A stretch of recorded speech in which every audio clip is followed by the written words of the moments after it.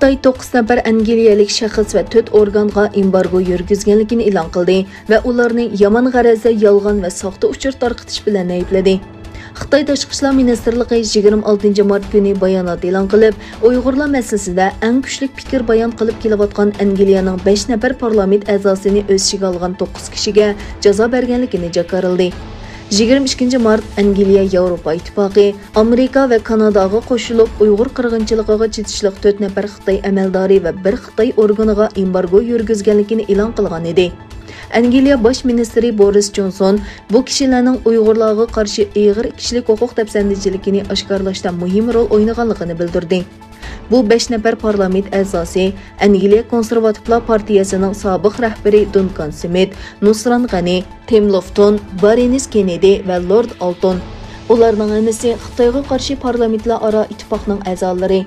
Embargo yurgizilgan boshqa kishilar bo'lsa, Xitoy tadqiqot guruhiga rahbarlik qiladigan parlament a'zolari Tom Togindad va Neil O'Brien, Osonliq millatlar to'piga qaratilgan vahshiylikni tekshirayotgan Uyg'ur sud mahkamasining raisi advokat Sergey Ferines, Newcastle universitetining ilmiy tadqiqotchisi Joe Sims Finley, uning tadqiqoti Uyg'urlarni asos qiladi.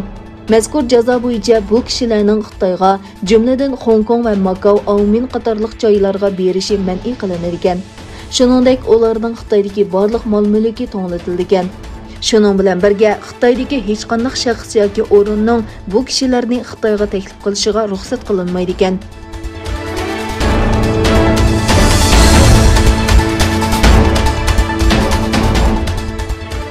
Indoneziyadagi bir guruh o'quvchilar namoyish o'tkazib, Uyg'urlarga qaratilgan kishilik huquq tafsandichiligi va zo'ravonlikni to'xtatishga chaqirdi. Islom o'quvchilar birlashmasining bir guruh a'zolari poytaxt Jakartadagi Xitoy elchixonasi oldida namoyish o'tkazdi. Indoneziya hukumatini Xitoy mahsulotlarini boykot qilishga chaqirgan faoliyatchilar Sharqi Turkiston rayonidagi kishilik huquq tafsandichiligining xalqaro adliya sudiga sunilishini talab qildi. Programmani tashkillovchi Remo Bukes Anadolu agentligiga biz Uyg'urlarga qaratilgan qiynash va qirg'inchilik qatorliq har xil kishilik huquq tafsandichiligini to'xtatishga chaqiramiz dedi. Boshqa din va guruhlardan kelgan kishilarni Xitoyga qarshi namoyishga taklif qilgan Bukes mundaq dedi. Tilga ilingan masala musulmonlarni qirg'in qilishla emas, balki insoniyatni qirg'in qilish masalasidir.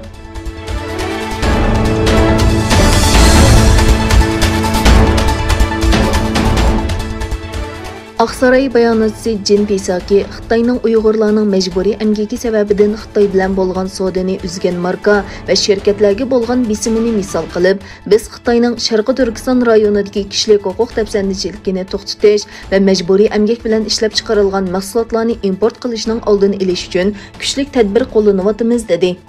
Amerika iste'molchilarining pullarining nega ketganligini bilish huquqi borligini ta'kidlagan Pisaki mundaq dedi.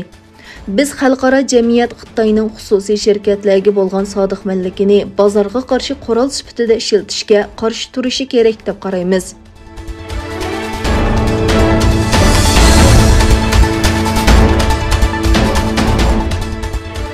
Eron Tashqi ishlar ministrligining bayonotchisi Said Xatibzoda o'z davlati bilan Beijing orasida Xitoy qo'zg'agan bir belvoq bir yo'l turiga qatnashishni planlagan 25 yillik hamkorlik kelishimining imzolanganligini e'lon qildi. Xatibzoda rasmiy ziyorat uchun Eronga kelgan Xitoy Tashqi ishlar ministri Wang Yining ziyorati haqida bayonot e'lon qildi.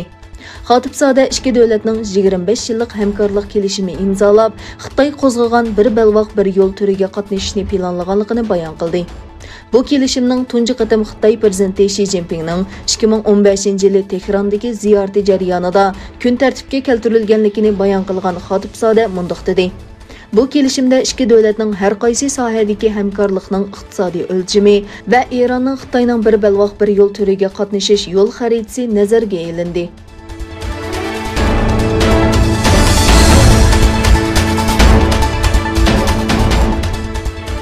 Xitoy Tashqi ishlar ministrligi Washington hukumatidan Tayvandagi mustaqillikni qo'llaydigan kuchlarga yolg'on signal bermaslikni talab qilib, Amerikaning bir Xitoy prinsipiga og'ir xiloflik qilganligini o'ttirib qo'ydi.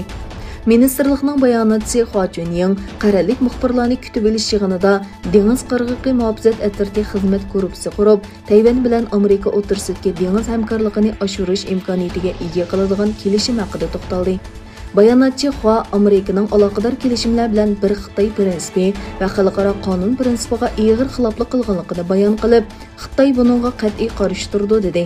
Tönögün Amerika bilan Tayvan o'rtasida imzolangan kelishim qonunsiz baliq tutishni azaytish, dengizda birlashma izlash va qutqizish xizmatlari elib berish va dengiz okean boyligini qo'g'dashni o'z ichiga oladi.